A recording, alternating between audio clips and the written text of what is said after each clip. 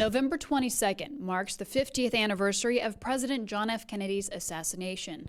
But how does a half-a-century-old event still impact us today? Well, more than a dozen Winthrop University students studying critical thinking are taking a closer look. People should care about this assassination 50 years later because the past sculpts the future. We're all taught in history, you know, JFK was shot by Lee Harvey Oswald on November 22nd, and that's kind of the end of the story.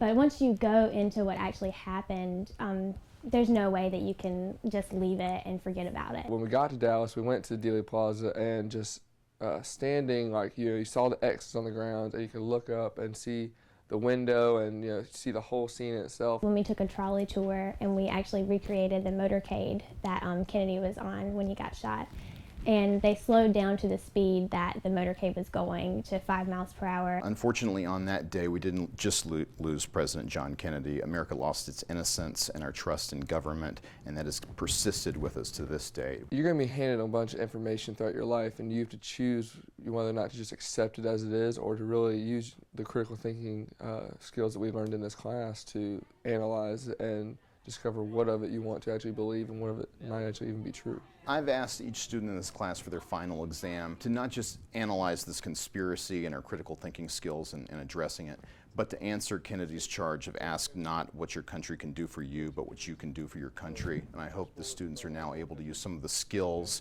and the knowledge they gained in this class to become more engaged citizens. Learning from history to mold our nation's future. Caroline Fountain, My Fox, Carolinas.